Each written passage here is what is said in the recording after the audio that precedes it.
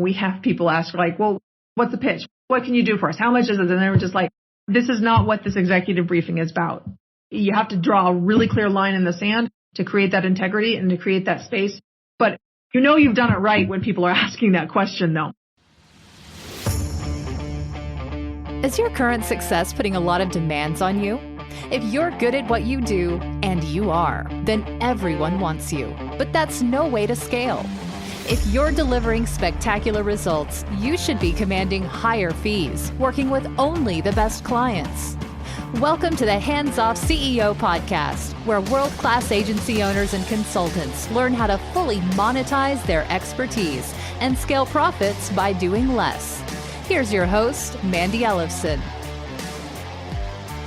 Hello, this is Mandi Ellefson, host of the Hands Off CEO podcast. Today, our podcast episode is on how to scale your consulting agency using ice cold leads from LinkedIn, from cold email, really basically from any channel that where your ideal prospects hang out. So I am a little bit reluctant to release this episode if I'm being honest. So my team really liked the short presentation that I did a while ago and thought that we should air this. The audio quality is just kind of hit or miss. It's not my favorite as far as that goes, but the content is really good. And I've had probably dozens of people ask me to share this video with them. So it might be a good idea for us to share on our podcast as well. But I want to just share the reason why I was hesitant with it. So first of all, what we do at Hands Off CEO, it's not primarily about lead generation. But one thing I've discovered over the years in becoming an expert in lead generation for our own company is that we are better at it than most companies that serve consulting agencies. And so what we've found is that we've done a lot of work with our clients in this area just frustration with the market not having very good solutions, if I'm being quite honest with it. And this is from hiring, we've probably hired a dozen different agencies over the years that have helped us with LinkedIn or with cold email. Sure, we've tried paid ads in the past too. And here's the thing is we've been able to have success in most of those areas on some level. And what will happen is that like with any marketing message, it hits a peak, you're able to ride it out for a while and the market changes and you need to change with it. But one thing I've found is that a lot of marketing and lead generation companies aren't very good at being able to pivot with that. And they're able to generate results for a while and then they move past it. In a way, it's kind of like a one-hit wonder where they get to a certain point. And this is one of the things that I really learned how to become an exceptional marketer out of necessity so that my company would be successful. So over the years, I've learned how to really master direct outreach. And one of the things I love about direct outreach is that you can literally make money in a matter of just a couple weeks, like really fast, if you're in a bind and you need to be bringing on more clients. Now, I think that's a really good strategy to be using as you're building up your company or at times where you need to test new offers, at times where you're pivoting your company. And there are times to kind of bring that startup mentality back. Now, that being said, that doesn't scale and it can really wear you out pretty quick. But one of the things I found is that there's a lot of mindsets that you can learn from direct outreach that I studied under an absolute master in direct sales. I wouldn't even call it direct sales, but he called it spotlighting.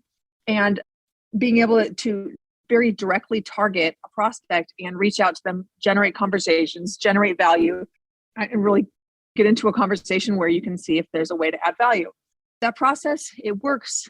You get to a point in your business where you're no longer willing to do that because, your time, the energy, the amount it takes, and certainly you can hire people on your team to do it, but I will just tell you what, it doesn't work nearly as well to have other people on your team do it as the founder and CEO. And those are some things I've found, but I'm always open to being wrong. I very often find that certain things certain beliefs that I had that weren't possible have just been shattered later on. So I'm always open to being wrong and seeing better ways to do things.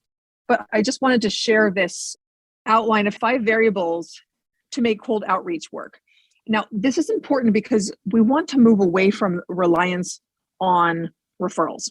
Referrals are great, but as I explain later in this episode, there are some challenges with referrals. And there are challenges that make it very difficult for your company to be sustainable if that is the only lead source that you have. So I would look at referrals as being a way to supplement and also a way to use it to really target the right prospects, but get them further up the funnel. And I talk a little bit about the funnel in here. And when I first recorded this, there was actually a video with it. So in the show notes, we'll actually provide a link to the YouTube video where you can see the pictures on it if you want to.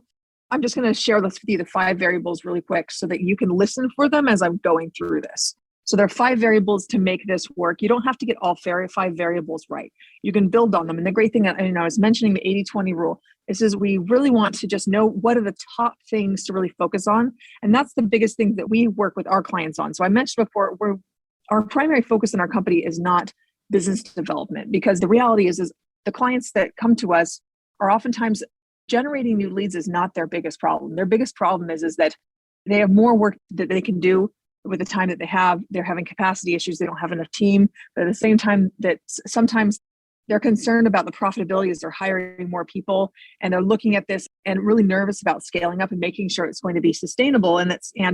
But more importantly than anything is that they can do it in a way where they actually don't become a slave to their company. They want to make sure that as they are scaling their company, they're actually scaling and not just growing, that the company can scale beyond their hours and that they can be working the same amount or actually even less hours as they're continuing to scale their company.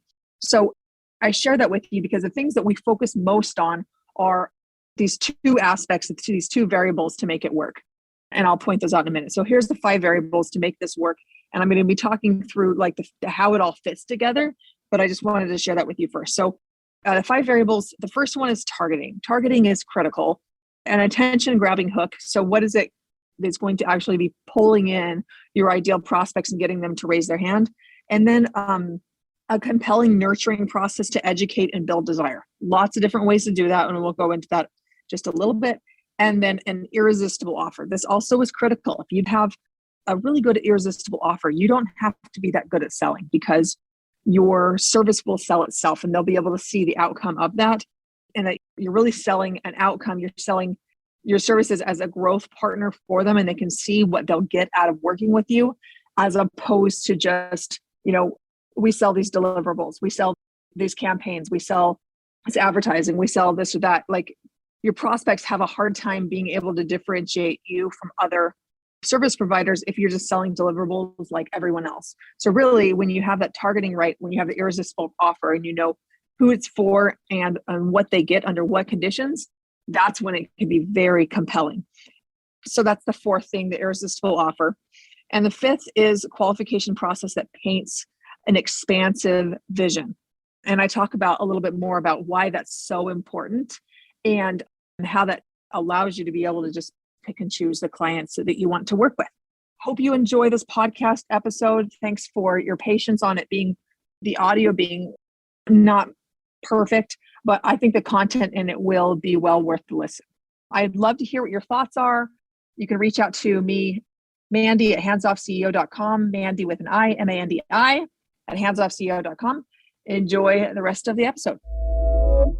So how to generate leads from ice cold sources like LinkedIn and cold email, how to warm them up and get them eager to hear an offer from you, and how to also get the cycle happening in as little as 2 weeks. Now, obviously that's not going to be working for every business for 2 weeks, but I didn't think this was possible either when we were first testing it. So whatever you think is possible is possible. It can kind of come down to that.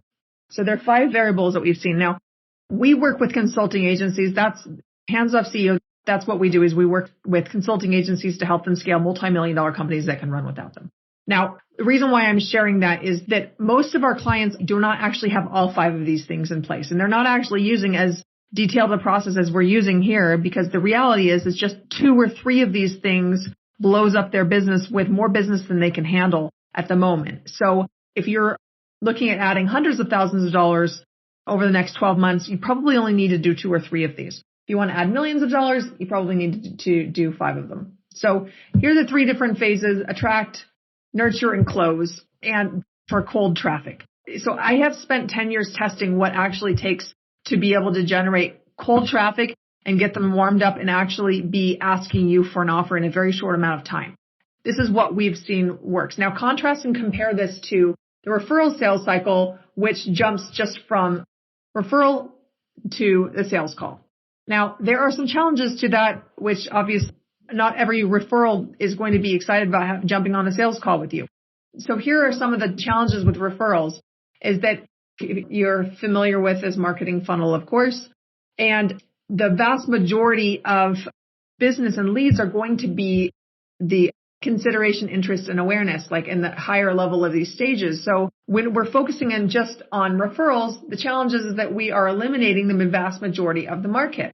And part of this challenge too with referrals is that it can leave you in a place where your business is not differentiated enough, which can drive down prices and your fees and also erode away at your profits. Oftentimes, this can actually lead to a longer sales cycle. Referrals can generate a longer sales cycle. Sometimes it's a lot shorter too, but the challenge is that it is at the whim of others. It's at the whim of your clients. It's at the whim of your colleagues, and really it's out of your control, and it can create insufficient leads to be able to generate your growth targets. And also, because they're further down this funnel here, most of them are going to be at the evaluating stage where there can be a lot of competition, and you can find yourself in these RFP battles, which is just really not fun, right? And it can be an enormous waste of time, and then also set up client engagements for them to say jump and you to say how high, which is a very difficult place to be in a place to be able to scale your company. The other thing is that when you're jumping right from just a referral to a sales call, also can feel pretty high pressure for the prospect, the person who was referred to you, which is oftentimes why they might not want to get on the phone with you right away. The other side of this is it's very dependent on the CEO and your network, which means that you're picking up every one of those calls. It also means that if you're the one closing the sales, they're going to expect you to be the one delivering it too. Also, the quality can vary considerably. And what it looks like is oftentimes you solving all these different problems for these different prospects that come to you. And it can be very reactive growth. And there's so much variation that it can be really just hard to scale. So what we find works better is to be able to take control of your marketing and selling process and really be able to drive a lot more leads so that you can turn away 80% of leads that come to your business and really just cherry pick and choose the ones you want to work with. Actually, my company, Hands Off CEO, we turn away at least 80% of the leads that come to us. And we can do that because we're very intentional about who we're targeting, what they need to have in place. And it really flips the switch where they're the ones who are like, do I qualify? Can this work for me? It's definitely a much more fun place to be generating business from. So there's the attract, generating traffic, nurture, and close. So as marketing professionals, a number of you are marketing professionals, some of this is going to be review, but it's a little bit different for consulting agencies because you have high ticket services, and the way your clients buy very oftentimes is different than the way that your clients' customers buy when you're helping them grow their company. Anyway, there are a number of different leads that you can be using. I'm using some examples here with cold traffic from a cold email, LinkedIn, paid ads. Paid ads really take a long time to make work. And I actually find that LinkedIn and cold email is significantly easier to get working. You don't have to have nearly as many pieces dialed in to see results. Paid ads are definitely very scalable, and they can be great to be using once you've dialed in some of these other pieces. Dream 100 is amazing because you can just pick and choose exactly who you want to work with, but it takes putting together the systems to be able to generate those, to create that goodwill and those relationships over time. Anyway, whatever source, the lead source, it doesn't really matter as long as your ideal clients hang out there. Oftentimes what we find works the best is having some kind of hook that's going to make them want to get on a 15-minute call with you. And by the way, the call could actually even be like, hey, I have some thoughts for you, how you can make things better in your business. Sometimes that's appropriate, actually. Now, it can go to this 15-minute call. Then that call can lead them into an executive briefing. The executive briefing is really just informative, and it's an opportunity for you to really help your prospects understand their problem at a deeper level than they could possibly understand it on their own, and show them an alternative way to be able to approach it and generate much better results. How you do that is through case studies, and you show your process, but you show your process and the outcomes your clients get. And you're teaching it through case studies. So if you want to see an example of that, we have an executive briefing that we do that you can sign up for. So from the nursery, at that point in the executive briefing, none of that, there is absolutely no selling that goes on there. Actually, in our executive briefing, we have people ask like, well, what's the pitch? What can you do for us? How much is it? And they were just like, this is not what this executive briefing is about. You have to draw a really clear line in the sand to create that integrity and to create that space. But you know you've done it right when people are asking that question, though. And then that naturally leads into a conversation that they're asking for, that they want. And what we call ours is a scalable growth visioning session. And really the whole point of it for us is to help prospects to see a bigger vision than they could possibly see on their own and to evaluate whether we can actually help them accomplish that or not. If not, we'll make a referral. We maybe offer them something, a little bit different offer if there is something that actually can fit for them. But at this point, it's very important to help them to sell a bigger vision and also to have the integrity to say no, This is so critical. And unfortunately, the vast majority of the market is not doing this. It drives me crazy because if you just get your targeting down and if you just focus on results and you just dial this in, then you don't ever have to work with clients that you can't generate results for. And it's just so much more fun when you do it this way. So as I was sharing before, there's 5 variables to make this work. We talk about these in our executive briefing that we have, but you need to get the targeting right. The targeting is so critical. And the targeting, how do you know what the targeting is? Well, you have to be really clear on who you can do your best work for under what circumstances and what are they going to get working with you over the course of 12 months with your company. You need an attention grabbing hook, and I'll give you an example of that in just a moment. You need a compelling nurturing process to educate and build desire. Our example of that is executive briefing. There's lots of ways to do that, but we find the executive briefing is really good for high ticket services where there's complexity to it and where you have high level clients who need to see that this is different than all the other snake oil that is being pitched out there. And you need to have an irresistible offer, an offer that your prospects are like, I want this. I hope I fit. I hope I qualify this for this.